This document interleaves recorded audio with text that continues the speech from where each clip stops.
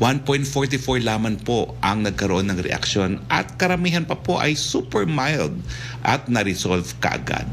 Tara na po at magpabakuna, libre po ang first at second dose.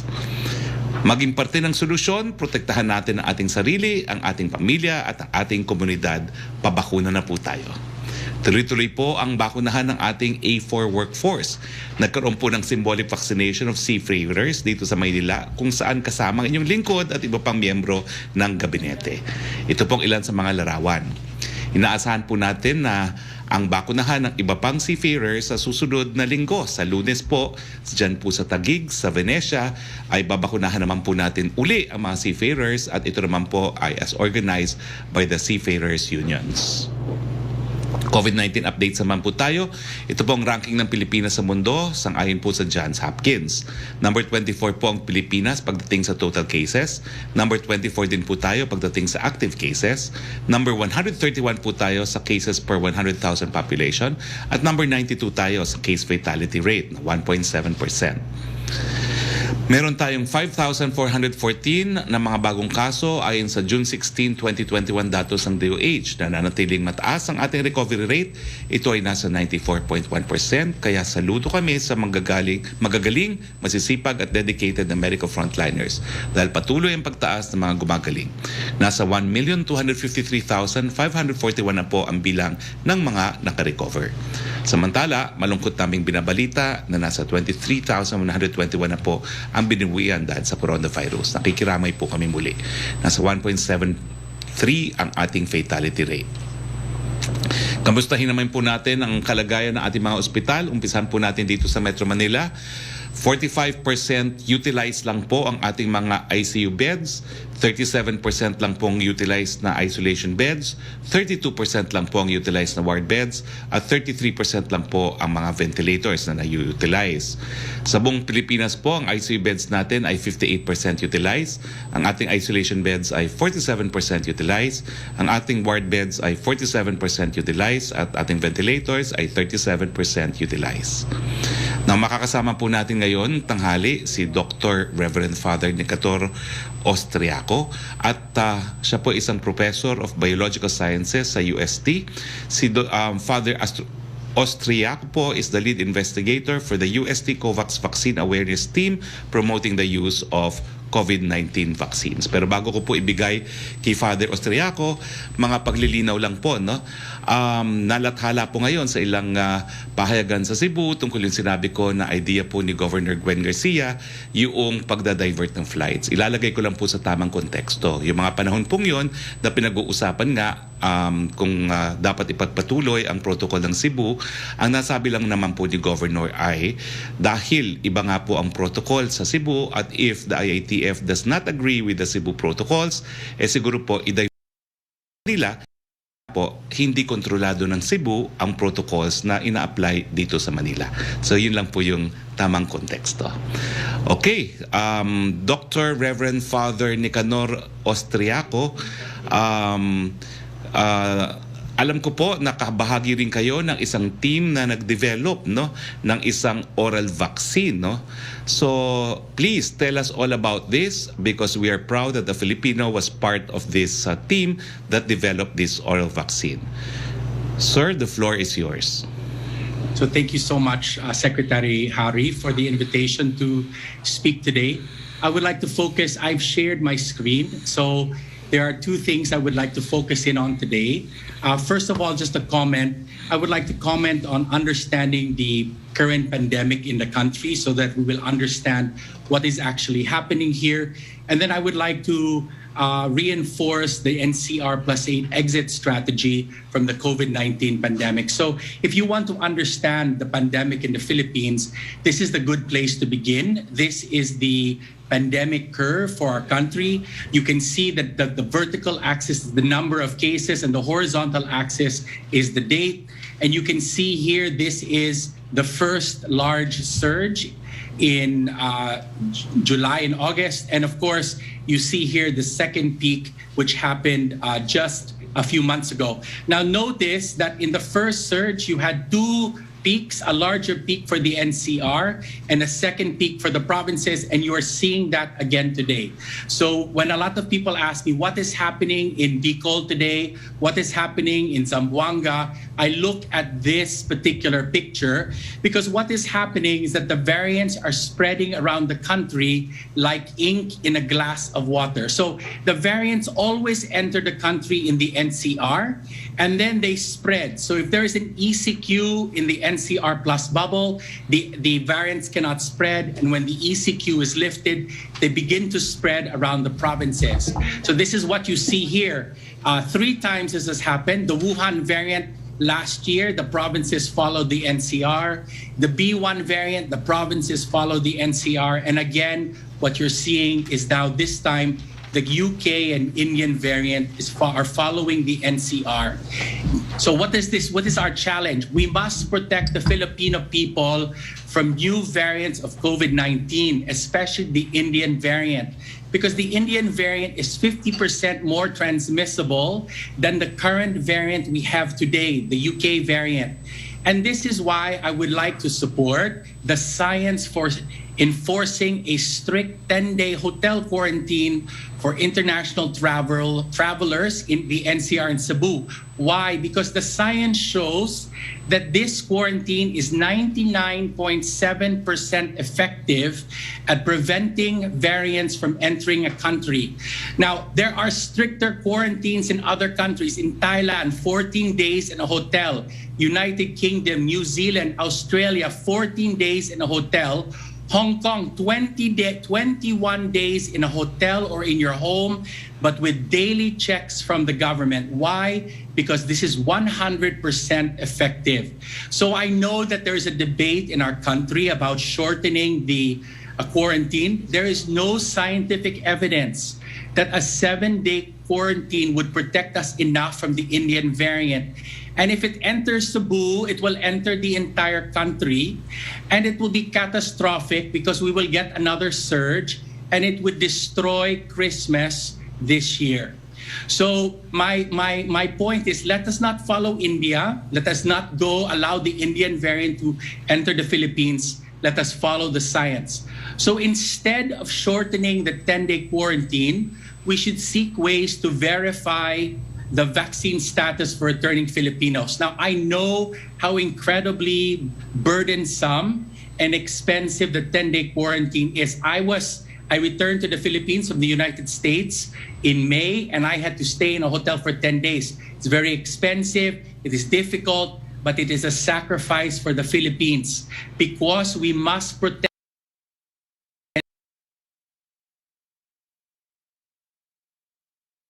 allow vaccinated Filipinos to bypass testing and quarantine. And, we can always consider the IATA travel pass that will be released either this week or next week around the world for precisely this question. The second concern that I will have is the vaccines. So I'd like to consider the exit strategy for the Philippines. So a lot of people are asking today, how can we end the pandemic? This is called an exit strategy. And I want you to understand, remember this picture. The variants enter the NCR and then they spread throughout the provinces. So this is the exit strategy. If you vaccinate the NCR, then they cannot spread to the provinces. And there are 3 different ways for these exit strategies. And the government has chosen the NCR plus 8 first. And so I would like to focus on this.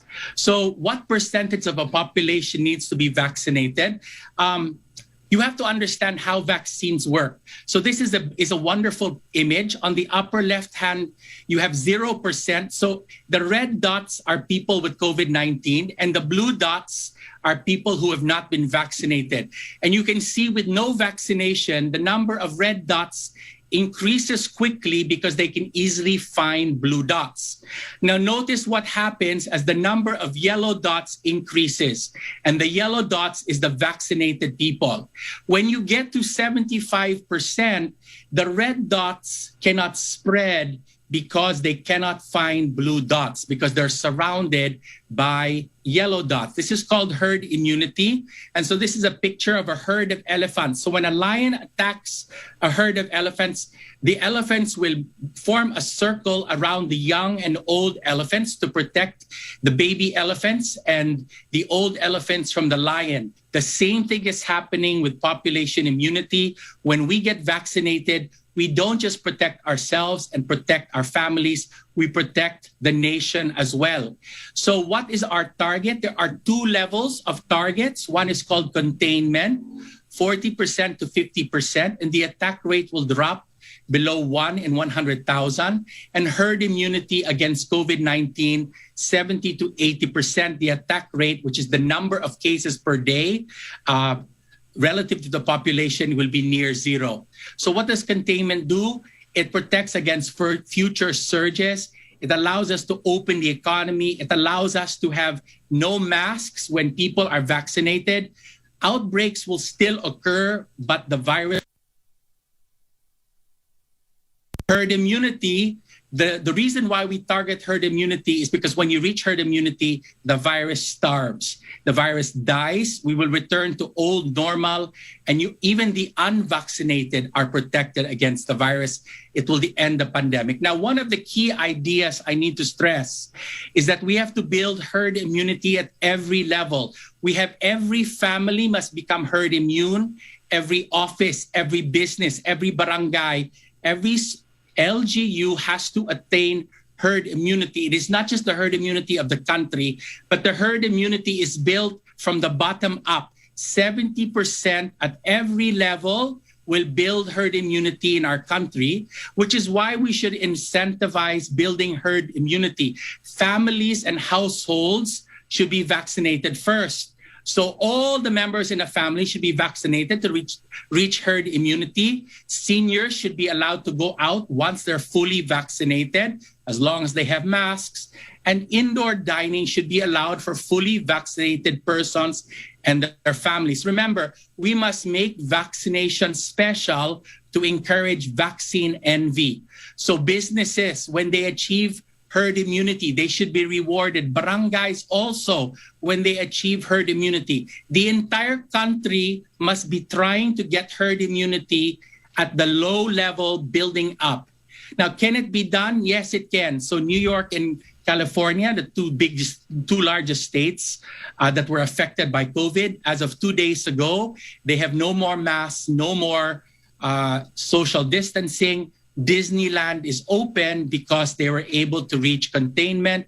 Israel was also able to reach containment, so they have no more masks. So we can do the same thing in the Philippines. We have to vaccinate the NCR plus 8. Why the NCR plus 8? Because we do not have enough vaccines with the severe global shortage. So how many do we need? 33 million for containment and 52 million doses for herd immunity. When will we get this? Well, this is Secretary Galvez provided the schedule for the vaccine arrivals, and basically by September or October, we will have enough vaccines to vaccinate the NCR plus 8. And when we build herd immunity in the NCR plus 8, we will protect the rest of the country because surges always begin in the NCR.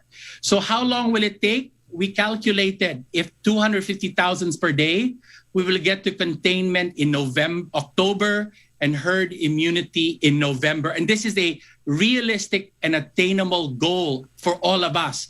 So we have to imagine as a country a no-mask Christmas. Can we have a no-mask Christmas? What would it look like? It would look like what it was before. This is possible. Israel showed once you attain containment, you do not even have to have herd immunity. The average daily attack rate has to fall between 1 and 100,000. That is about 100 cases per day in the NCR. When that happens, we can begin to lift social distancing and masking arrangements. So this is my last slide. This is something that we can imagine. Let us all do this together, where we achieve herd immunity, the NCR +8, by Christmas, and by the rest of the country by sometime next year. Thank you very much. And I can answer questions about my vaccine as well. Thank you very much, Dr. Reverend Father Austriaco. Sir, actually, napakalinaw ng explanation ninyo pagdating sa population protection. Ang tawag niyo po ay containment, no? At saka yung kanyang difference sa herd immunity. Thank you very much for a very clear distinction between containment and herd immunity. Munta na po tayo sa ating open forum. I'm sure tatanungin po kayo ng ating mga kasama sa Malacanang Press Corps tungkol doon sa inyong oral vaccine. Yusek Roque, let's start. Yes, good afternoon, Secretary Roque and kay Father Austriaco. From Rose Navenario of Hataw for Roque, suportado at maglalaan ba si Pangulong Rodrigo Duterte ng pondo para sa imbensyon ng oral COVID-19 vaccine ni Father Nick Austriaco?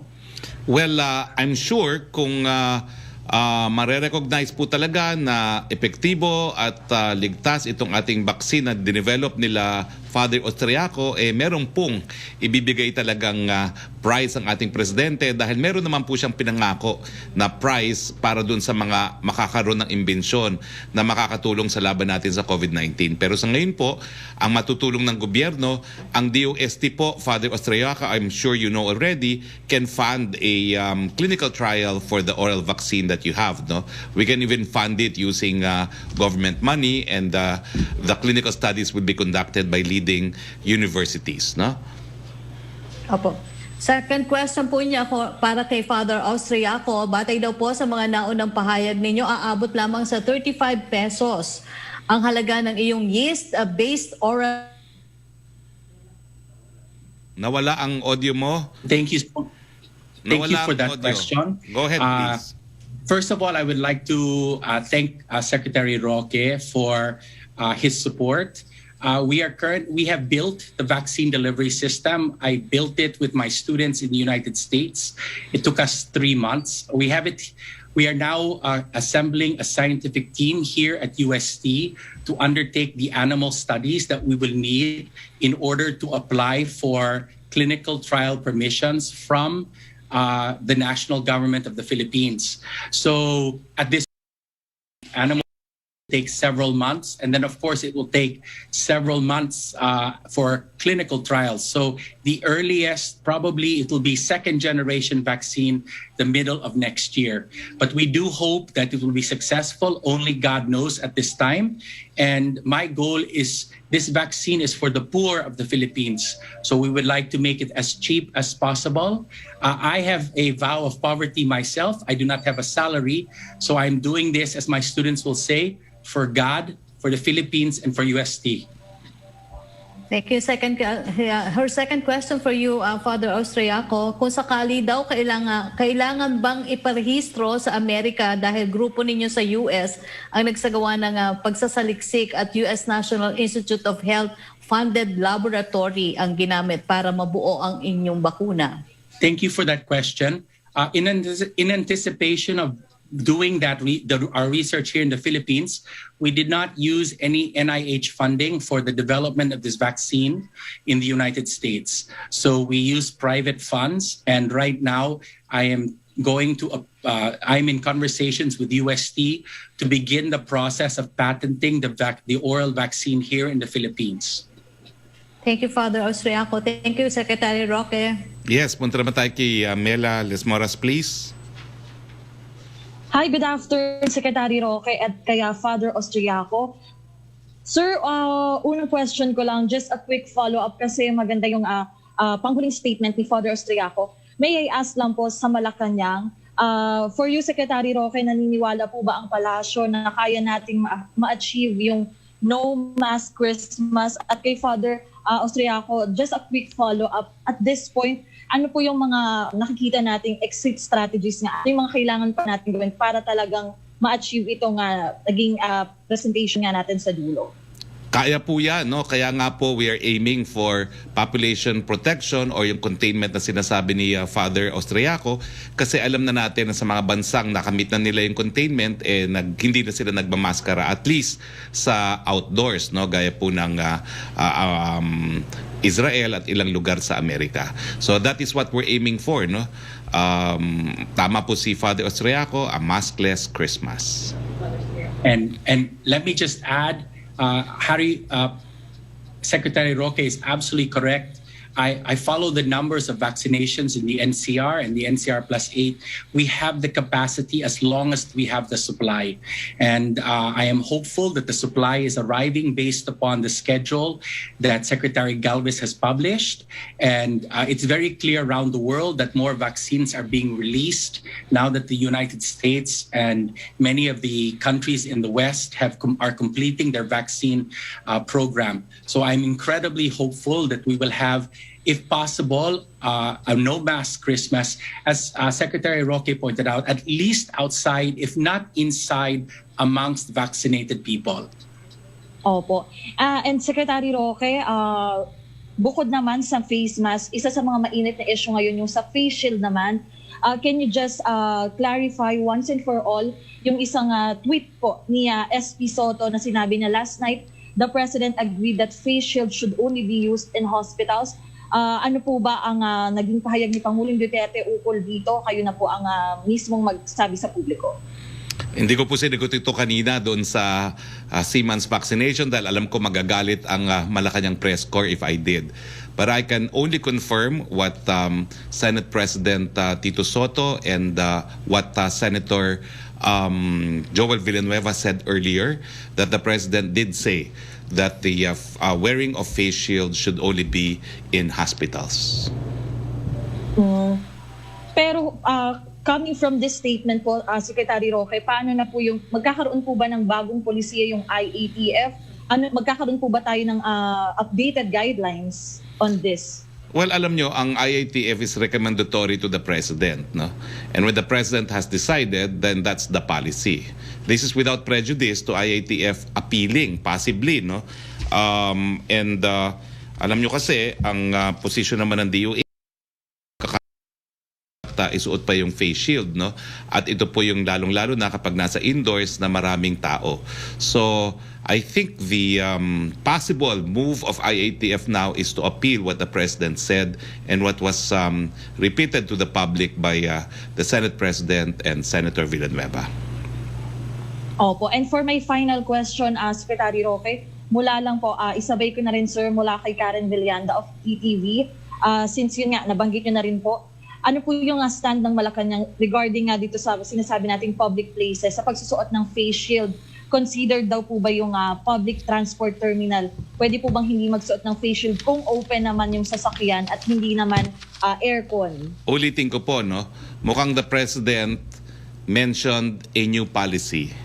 And of course, IATF is recommendatory because it is composed of all alter egos of the President. Nonetheless, this is without prejudice to the IATF appealing the decision of the President, particularly the wearing of shields in enclosed public spaces, in schools, in workplaces, in commercial establishments such as but not limited to food establishment, malls and public markets, in public transport and terminals, and in places of worship. All I'm confirming is the President said that, and of course, what the President says becomes presidential policy. Opo. Sorry, sir, last na lang pong follow-up about this. And my last question, so magkakaroon po ba ng memorandum or para lang magkaroon ng clear order about this po? Well, may pagpupulong po ang IATF mamayang hapon at I will be the one to personally raise this if IATF would want to appeal. Kasi as it stands po, nagsalita ang Presidente. Okay. Thank you so much po, Secretary Roque, at kay Father Austriaco po. Yes, can we now go back to you, Secretary, please? Yes, thank you, Secretary Roque. From Red Mendoza ng Manila Times, for Secretary Roque, reaction sa trial results ng Novavax having a 90.4% efficacy sa isang malaking trial sa US. Makakatulong ba ito kung sakali mag-apply ng EUA ang kumpanya? That's very good news po for us po kasi ang plano nating orderin ng Novavax ay hindi po bababa ng 40 million. No? Yan nga po yung original na pinakamaraming i-import natin. No? So that's very encouraging and very good news for us. For Father Austriaco, based on your projection, has finally got out of its horror hospital decongestion and has finally reached the level it's reached before the surge. As Secretary Roque, thank you for that question, Red Mendoza. As Secretary Roque pointed out with the data from the DOH at the beginning of the hour, all the critical thresholds suggest that the NCR has entered a period of lower risk than we were 2 months ago during the surge. And so let us work hard to maintain this level of the pandemic and even try to make it lower. His second question for you, Father Austriaco, with the current surges happening in other parts of the country, do you think it's feasible for the government to reprioritize its vaccine allocations, or should we stick to the current NCR plus 8 focus as suggested? So the allocation policy, of course, is the government's responsibility. However, it is clear from the science that vaccines are not used to deal with a current surge. Vaccines are used to prevent a future surge. And the reason why is that vaccines take 6 weeks to 2 months to take effect. So if you are going through a current surge at the moment and you start vaccinating people, there will not be an effect on that surge for 2 months. And our hope and prayer, of course, is that a local government will be able to control a surge before that period. So our exit strategy is a good exit strategy. It is a strategy that will hopefully give us a no-mask Christmas, at least in the largest urban areas of our country. And so it is the government's responsibility to try to discern go to which proportions of the country. But like I said, vaccines are not usually used to stop a surge. They're used to prevent a future surge. Alam Thank niyo you, po, Father papasok ko na Austriaco. po ngayon. I will call the attention of Congressman Rufus Rodriguez, who is my very good friend. But I did not lie because he claimed that I lied. No? And I take offense with that. I merely repeated what the President said, that he has ordered a more equitable distribution of vaccines because of the rise of cases in other parts of the country. Hindi po ako nagsisinungaling. Sinabi ko lang po kung anong sinabi mismo ng Presidente sa isang talk to the people. At dahil nga po dito, nagkaroon po ng aksyon ang ating vaccine SAR at nagpadala na nga po ng mas maraming mga bakuna sa mga lugar na tumaas ang COVID. At for the information of Congressman Rufus Rodriguez, meron na po tayong 1,735,630 vaccine doses na na-deliver sa Mindanao at 35,000 po nito ay sa distrito ni Congressman Rufus Rodriguez. Let's be more careful about alleging other public officials lying to the public because I do not lie. I repeated what the President said. Yes, Pia Renada, please. Hello, Sec. Can you hear me? Yes, please.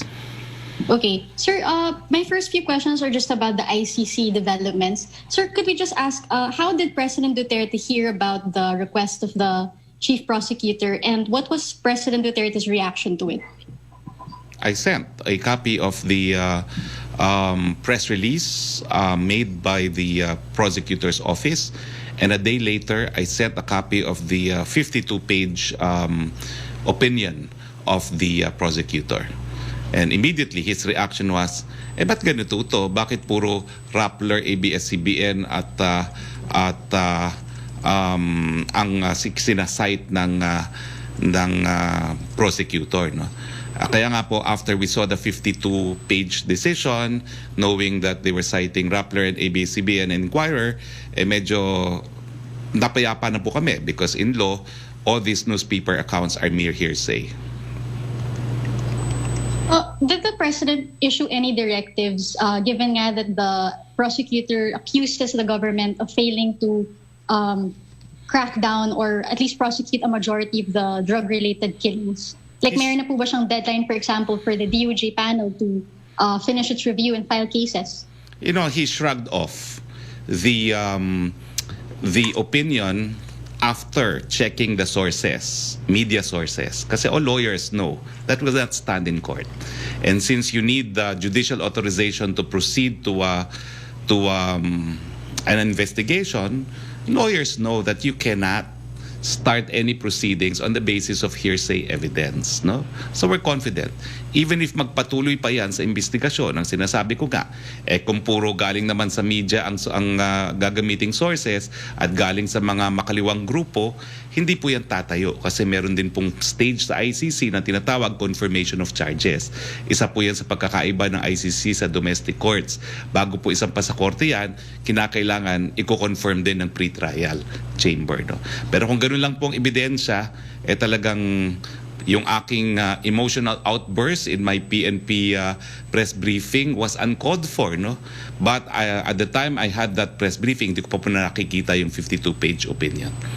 So it's no big deal, and we will allow and let the DOJ do its job because that is really the obligation of the Philippine state to investigate, prosecute, and punish if need be.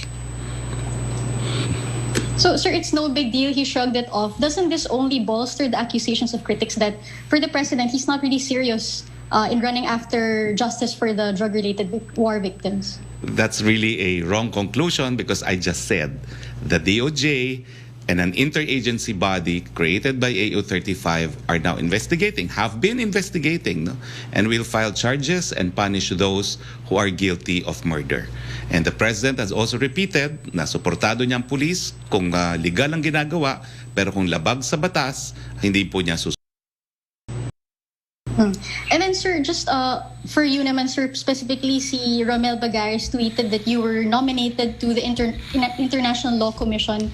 Could we just ask, where did this come from, sir, this nomination? Can we know more about your plans on this? And does this mean, sir, that you will definitely not be running in 2022 because you've been nominated to this body? The International Law Commission is it's a group created to codify international law, customary international law. But the elected members of the International Law Commission do not hold any office. It is not a job. They will only meet twice a year, once in Geneva and once in New York, no? But it is not a job. So none of the elected international law commissioners are employed full-time.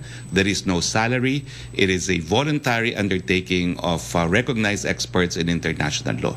So that does not preclude, I guess, if and when I so decide, that does not preclude running for the Senate. It will not affect an office in the Senate. If elected, it will not affect any other office that I may occupy. Is it something, sir, that the president asked you to do, to join this body? Well, it's something that could not have happened without the president's say-so, because it had to be an official nomination, although if elected, the members of the ILC are elected because of their expertise in international law, and they do not in any way act or participate in the proceedings as state agents. All right. Thank you, Secretary. Thank you very much. And of course, I'm very grateful to the President and to Secretary Locsin for the nomination. Yusek Roque, please. Yes, thank you, Secretary. From Lanes Kapanti of GMA News Online, when is the President getting his second dose of Sinopharm vaccine? Let me clarify that, because let me clarify that once and for all. Okay. Next question, please. Okay. Second question, why is the President saying home government was not aware of the Philippine vote favoring UN probe on Israel's operations in Gaza when you previously said that the President is leaving the call to Philippine delegation? Similar question with Joyce Balancho of DCMM Teleradio. Well, I was correct that normally we leave it to the DFA. However, this is a vote where the President has expressed his concerns on the mechanism and procedure that led to our votes in the UN Human Rights Council. No? Of course, this is on a resolution calling for an inquiry into the situation in the occupied Palestinian territory. Appropriate guidance has been given to relevant senior officials in government to ensure that Philippine interests are protected and upheld in multilateral fora. The Philippines value and will continue to maintain excellent relations with Israel and indeed with all partners in the international community in the pursuit of common goals and objectives grounded on shared values and interests. So if the question is, did the president disagree with the vote? Yes, he did. Can it be taken back? Apparently not. But the president has made sure that there will hence be a mechanism and procedure as far as voting on crucial issues where the views of the chief architect of foreign relations should at least be consulted. Thank you, Secretary. Thank you. Melo Acuña, please. Good afternoon, Mr. Secretary, and nice to see you again. Yes. You mentioned that the Department of Justice is doing its job in looking into this alleged cases of human rights violations in the conduct of police operations against drugs. Would you care to tell us Nawala. in Nawala. its job? Please repeat your question, please. Yeah. Nasang states na Well, okay, nasang stage. Ang sabi po sa akin ni Chief PNP nung kami po'y magkasama nung Lunes, they have turned over at least 61 files initially. But they're willing to turn over all 6,000 files. No? Kaya nga lang po, ma-overwhelm naman. I think they have more or less come up with a working relations where after 61, at random, they will submit also from the 6,000 files. So, gumagana po yung proseso ng pag-iimbestiga.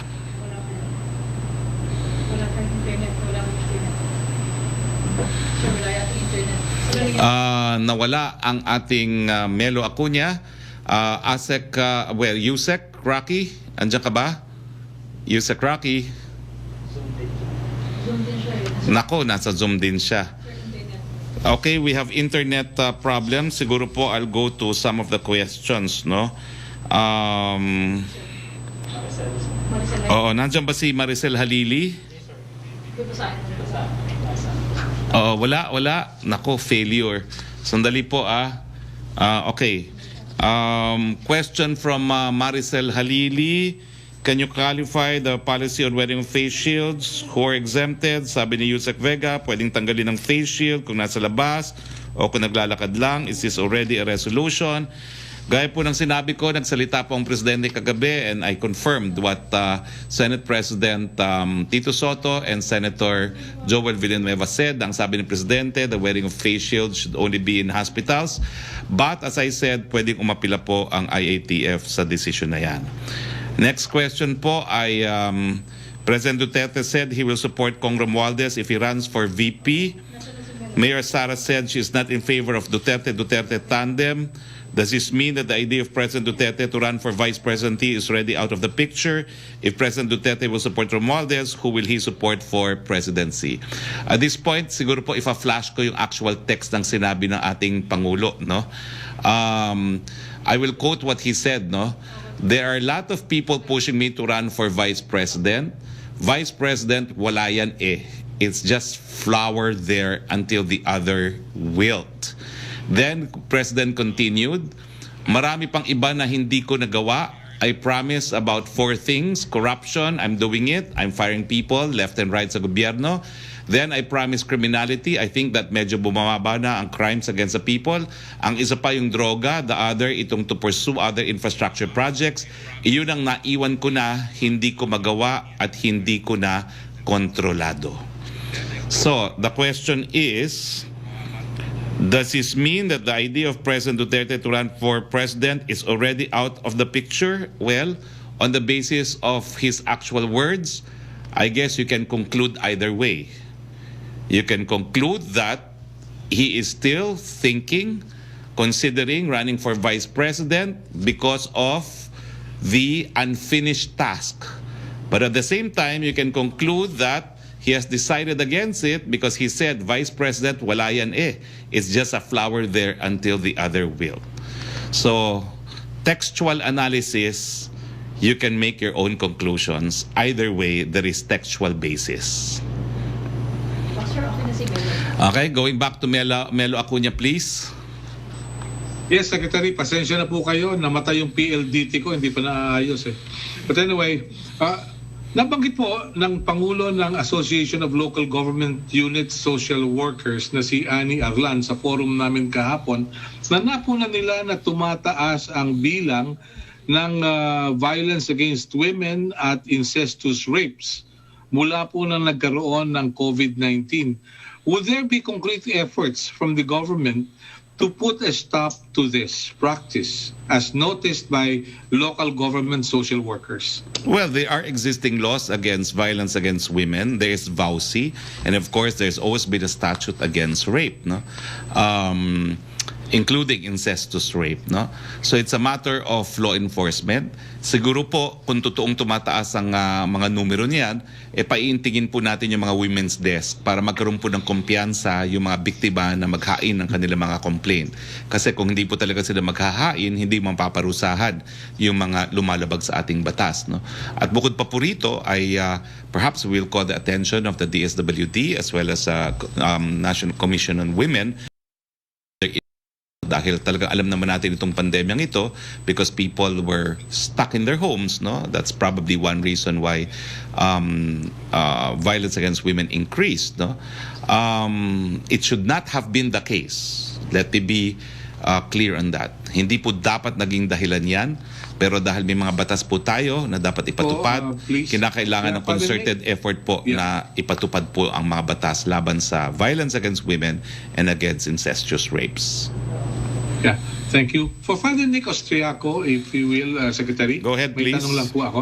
Yeah, Father Nick, welcome back to the Philippines. Ang tanong ko sa inyo ano pang problema ang nakikita ninyo sa pag-develop ninyo ng oral vaccine? What are the headwinds you're facing at the moment to do?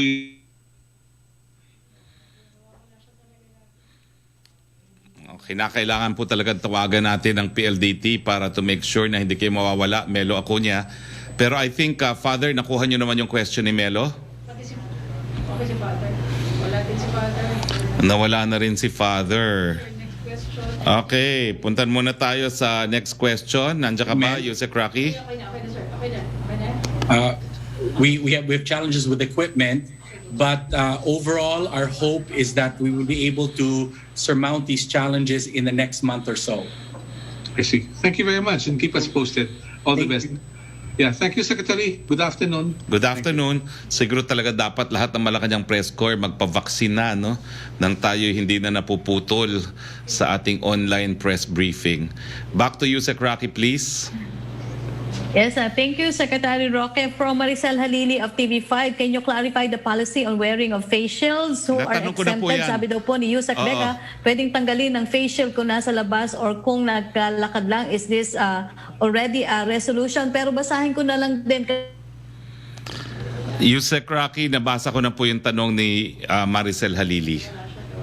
And came out with a new policy on not wearing face shield. Is it now executory or hihintayin pa ang appeal ng IATF and final decision of the President bago ma-implement? As I said po, no, legally speaking, IATF is recommendatory to the President. When the President speaks, then that becomes the policy. But let's wait for an appeal if one will be lodged, and we will find out today. Opo. Next question. Alam mo tayo may problema. Okay, talaga nagkakaproblema po tayo sa ating internet connection. I appeal to all our internet partners. This is the presidential press briefing. And siguro naman, alam nyo na po na this is important for the nation, no? Okay na, sir. Okay? Sabi ko, hindi kasi, sir, read the question. Okay, from Rosalie Cos, the question is, ano ang gagawin ng pamahalaan na hindi rin na ipagkakaloob na adjustment sa sweldo ng nurses ng pangako ng gobyerno bukod sa iba pang dapat matanggap na benepisyo? Anong reaksyon sa panukulang mag-realign na ang budget para may ilan ng pagbayad ng mga utang sa nurses? Alam niyo po, effective June 1 naman yung memorandum ni Executive Secretary na ipatutupad nila ang PACIS decision on the minimum salary grade of Nurse 1 all over the Philippines, no, sa mga pampublikong mga hospital, no? So ngayon po ay June 17 lang naman po. So bigyan po natin ng panahon para mapatupad ang package decision ng ating gobyerno. Na pagdating po dun sa retroactive, ang sabi ko nga po dati, ganun pa rin ang posisyon. Inaantay po natin ang guidance ng Executive Secretary kung meron pong retroactive effect itong decision nito. Now, pagdating naman po sa pondo, sa prospective, dahil yan po ay desisyon ng Korte Suprema, hahanapan po yan ng pondo. Kung wala pong pondo mahanap sa existing budget, then baka sa supplemental budget. Ano ang development sa IATF kaugnay ng apila ng medical group sa Bicol Region na ibalik sila sa ECQ, lalo na ang Albay, Sorsogon at Camsur? Kailangan ito aksyonan ng IATF talaga ba members na tututok sa mga probinsyang nakakaranas ng COVID-19 surge. Mamaya po may pagpupulong po ang IATF at I'm sure this is one of the items in the agenda. Nasagot ko na po yung pangatlong question ni Rosalie Cos tungkol sa sinabi ni Kong Rufus Rodriguez. Okay, from Kyle Atienza of nandyan si Ivan Mayrina. Let's attempt a connection with Ivan Mayrina, please. Ivan? Ivan? Wala. Ivan Mayrina. Ayun na. Yan na. Go ahead, please, Ivan. Go, Ivan. Ivan, wala kang audio. Go ahead, Ivan. Ivan. Ivan, go ahead. Ivan, go ahead. Wala siyang audio. Wala kang audio. There it is. Good afternoon, Sec. Can you hear me now? Yes, I can hear you now. Yes. Hanggang nitong Martes po, nung tinanong si Health Secretary Duque ni SP Soto tungkol sa paggamit ng mga face shield, ang sinasabi po niya, may basehan sa siyensya ang paggamit ng face shield at kailangan pa ng mas malawak na coverage sa ating vaccination before we can even begin to talk about bawiin itong utos na magsuot ng face shield. Ito hong sinabi ng Pangulo kagabi, ano ho kaya naging basihan niya, Sec? Well, the discussion also focused on meron ba talaga ibang bansa na nagpapasuot ng face shield, no? Let's leave it at that, no? Kasi yun lang yung talaga mga words that came from the President's mouth, no? And let's await the further action of IATF, if any. All right. If I may, Father Nick Austriaco, please, sir. Yes. May we get your expert opinion on this matter, sir, on the efficacy and necessity of wearing face shields in public? So the science suggests that face shields add about 9% additional protection. Whether or not this 9% is worthwhile in the particular context really is a political prudential decision. So the idea is that it's an additional 9%. And again, when you're outside, the additional 9% might not be as important, but if you're on inside, especially in a crowded space, the additional 9% may be important. So the science says it's an additional 9%. Now the government has to decide exactly if that 9% is worth the sacrifice that the Filipino people would have to undertake. So if you were to be consulted by the President, for example, if the public should continue wearing face shields, what would be your recommendation? Well, especially now in those areas which are undergoing surge, I would recommend, in high-risk areas where there is surge, the 9% may be important. But here in Metro Manila, for example, if you are outside and there's no one around you, I think it is reasonable to say that lowering the risk by 9% may be something we are able to tolerate in order to mitigate some of the burden that we have on the Filipino people. So again, it's a political decision, and I defer, of course, to the President of the Philippines. All right. Secretary Roque, sir, thank you, Father Nick. May patanong po yung kapuso nating itago natin sa pangalang Joseph Morong. Go ahead. Sec, some cities are wondering, like Naga City, why they were placed under MECQ when they have a low number of cases. Mayor Legacion says they only have a little more than 300 active cases. He thinks ang nakakarating po sa National IATF is libo-libo ang mga cases nila. Do you think there's a disparity in what the IATF gets from the actual situation on the ground? Same is true for Lucena City. Hindi po, kasi ang mga datos naman po talaga nanggagaling din sa mga local government units at saka dun sa mga lokal na mga opisina ng DOH. Alam niyo po, yung mga kaso is only one of the criteria, no? It's a criterion, no? Pero tinitingnan din po natin yung healthcare utilization rate. At alam naman natin na talagang outside of Manila, kakaunti po talaga ating mga hospital at capacity to take care for those who may become seriously ill, no? Yung tinatawag na capacity. So, tingin ko po, yung mga nasa probinsya ngayon na talagang nasa, kumbaga, areas of concern, tinitignan din kasi yung healthcare utilization rate at yung capacity ng lugar. So, miski mababa po nominally ang mga kaso, kung kakaunti naman po ang ICU beds at kakaunti po yung ating mga isolation beds, yan po ay dahilan pa rin para magkaroon ng escalation ng kanilang quarantine classification. Secretary, thank you. Dr. Austriaco, sir, thank you very much. Maraming salamat po. Thank you, Ivan. Punta tayo uli kay Yusek Roque. Yes, thank you, Secretary Roque. From Kylie Atienza ng Business World, the President on Wednesday said that a run for Vice President in the 2022 polls is a good idea because he has an unfinished business, including solving the country's drug problem. Has the President said something new about his potential vice presidential bid in next year's elections? When will he finalize his decision regarding this? Are you confident that the President's crusade against illegal drugs would still gain the trust of the public despite his failure to fulfill his campaign promise of ending the country's drug problem within 6 months? Well, Kyle, with all due respect, I think your question is misleading. Again, I quoted the President verbatim. Wala naman siyang sinasabing running for Vice President is a good idea. I do acknowledge, though, that because of his mention of unfinished business, that probably is basis for concluding that he is considering still a run for the Vice President. But yung kanyang naunang deklarasyon naman, the Vice President, wala yan it's just a flower there until the other will, also indicates na you could also construe it as the President having decided not to run. So, antayin na lang po natin, no? At this point, we cannot definitely say that he will or will not run. And that's his right because he has until October to decide.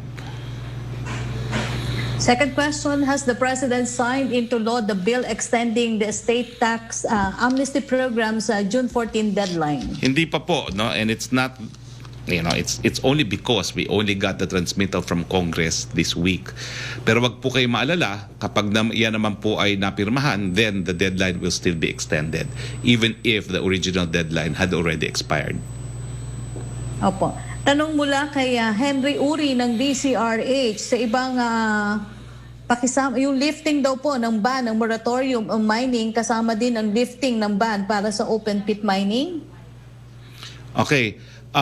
There is nothing po in the executive issuance on mining, which is EO number 130, which lifts the ban on open pit mining. I have conferred with Yusek Benny Antiporda, and he says the matter is still being studied by the DENR. However, I will repeat what the President had previously said in at least 2 instances that he is against open pit mining. No, he said this in 9 April 2018. Yun ang masasarahan ko, and maybe next year, maybe I will ban open pit mining. Sleep on it, sleep on it. And then in 21 November 2017, when asked regarding recommendation of the Mining Industry Coordinating Council to lift the ban on open pit mining, the President said he does not like this because this is destroying the soil and the environment and there are no corrective measures immediately available. Di na bale, sana may makita akong script area when I go back there to visit this place and I could see a lot of trees growing and the environment corrected of its decision. No? Okay, yung sa... So anyways, from what the President said, no, he is apparently against open pit mining, but because there is no mention of open pit mining in EO 130, the matter is still being studied by the DNR. Yusek Benny Antiporda, that both the President and Secretary Simato agreed that the mining industries must reinvent mining in a manner that would ensure that it is sustainable and would cause the least damage to the environment. Now, correction po, no, yung papel ng real estate, yung sa amnesty, it was received last Wednesday, no? So, wala pa pong action ng Presidente. It's pending his consideration, but I repeat, kung pipirmahan naman po niya yan, then the effect is the deadline would still have been extended. Yusek Roque, wala na naman? Go ahead, Yusek Roque, next question. Okay, nawala na naman. Ay, nako. Nako, sambayan ng Pilipino. Sana nga po magsimula na ang third provider, because even a presidential press briefing cannot proceed unhampered because of dicey internet connection. May we ask, of course, the National Telecommunications Commission to please be our guest next Monday, so that we will at least ensure that the presidential press briefing, which I think is very important to the nation, can be broadcasted unhampered. Please invite the National Telecommunication Commission next time. I'm sorry, we have lost internet connection. I will have to end the press briefing. For those with further questions, ipadala nyo na lang po sa amin at sasagutin namin by way of a release. Pero for now, this is on behalf of the President, Rodrigo Roa Duterte.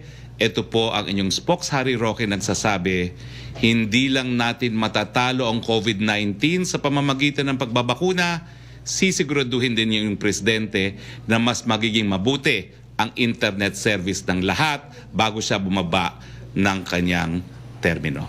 Magandang hapon po sa inyong lahat.